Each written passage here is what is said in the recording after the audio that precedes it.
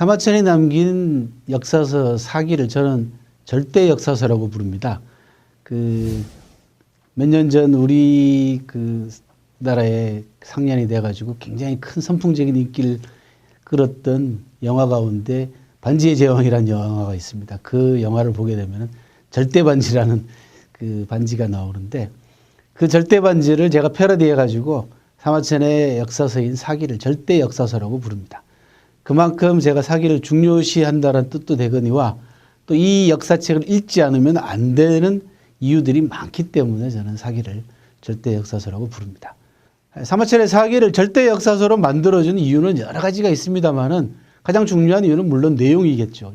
하지만 그 이면을 따지고 들어가 보면은 사마천의 삶하고 밀접하게 관계가 되어 있습니다. 사마천이 사기를 탄생하기까지 과정을 쭉 훑어보면은 사마천은 이 세상 누구보다도 슬픈 과정을 겪게 됩니다. 또 비극적인 과정을 겪게 됩니다. 이런 과정이 있었기 때문에 사기가 오늘날 더한 값어치를 가지게 되는데 바로 사마천의 피를 먹고 탄생한 책이 사기라고 저는 말씀을 드리곤 합니다. 왜 그러냐 그러면 사마천이 47살 때 일흥이라고 하는 젊은 장수를 변호하다가 옥에 갇히는 사건이 발생합니다. 일흥이라는 장수가 흉노하고의 전투에서 계속해서 승리를 거둘 때는 황제를 비롯해가지고 여러 신하들이 일흥을 칭찬하다가 일흥이 패배하니까 모두 다 일흥을 손가락질합니다. 이때 사마천이 용감하게 나서가지고 일흥이라는 장수를 변호합니다. 이것이 황제의 심기를 건드려서 사마천이 옥에 갇히게 됩니다. 그때 사마천의 나이가 47살이었습니다. 그런데 일이 꼬이느라고 사마천 나이 48살 때 일흥이라는 장수가 흉노에게 군대에 훈련을 시킨다라고 하는 헛소문이 들려옵니다. 이 소문의 진위를 가려보지도 않고 무지라는 황제가 일흥 장수의 노모를 포함해가지고 어머니를 포함해서 전 가족을 몰살시키고 역적의 편을 들었다고 해서 사마천에게 사형을 선고합니다. 이때 사마천 나이가 48살이었습니다. 사마천은 40대 중반부터 42~43살 때부터 사기를 집중적으로 조술하고 있었습니다. 완성되지 못한 상태에서 사형을 당하게 되는 아주 극적인 사건에 말리게 됩니다. 사마천은 옥에 갇혀 있는 상황에서 많은 고민을 하게 됩니다. 과연 내가 사기를 완성하지 못한 상태에서 죽을 것인가. 더더군다나 이제 그 당시에는 선비들이나 지식인들에게 사대부들에게는 자살할 수 있는 권리를 줬습니다. 최소한의 자존심을 지킬 수 있게끔.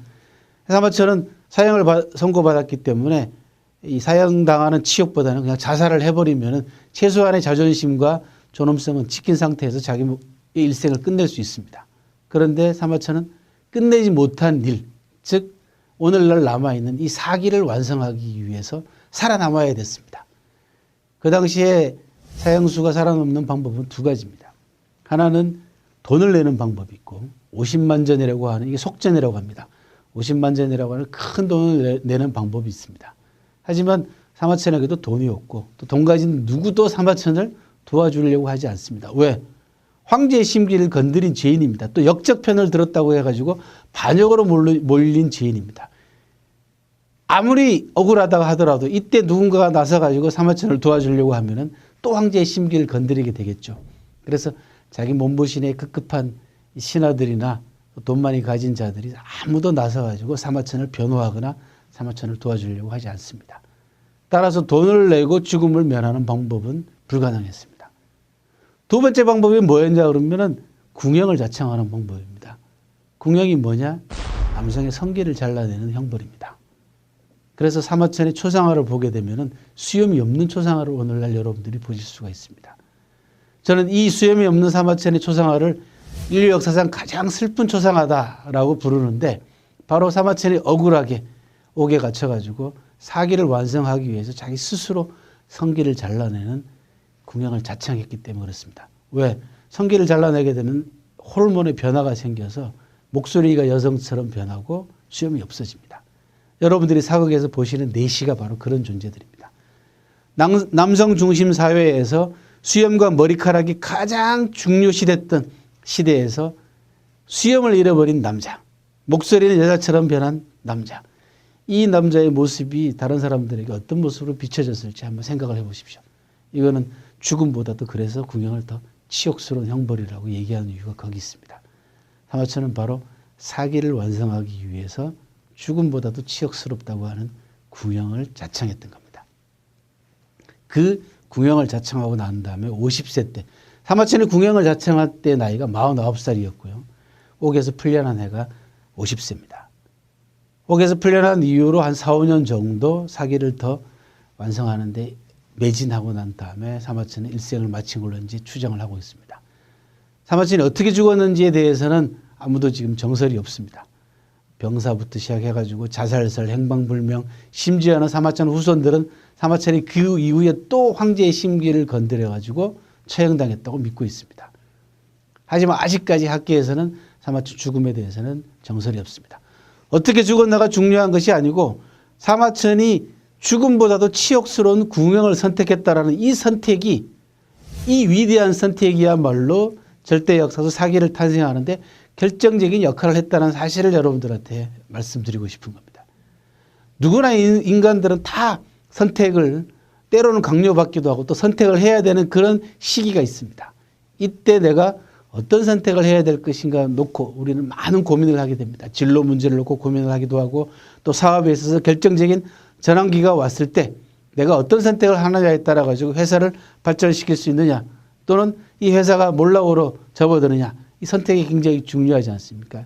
이런 선택의 기로에서 여러분들에게 사마천이 죽음보다도 더 치욕스러운 궁형을 선택했다라는 사실을 여러분 말씀드리고 싶은 겁니다. 왜? 해야 될 일이 남아 있었기 때문에 그렇습니다. 사마천이 궁형을 자청하고 난 다음에 사기를 거의 완성해 놓고 친구 이만에게 보낸 편지 속에서 뭐라고 얘기하고 있냐 그러면 이렇게 얘기를 합니다. 인고유일사, 사람은 누구나 다 한 번 죽는다. 혹 중우 태산, 하지만 어떤 죽음은 태산보다도 무겁고 혹 경우 홍모, 어떤 죽음은 새털보다도 가볍다. 그 이유는 용지소추이야라고 얘기를 합니다. 죽음을 이용하는 방향이 다르기 때문에 그렇다.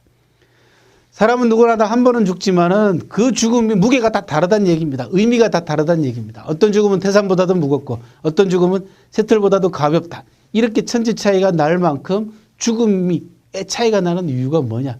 죽음을 이용하는 방향이 다르기 때문이다.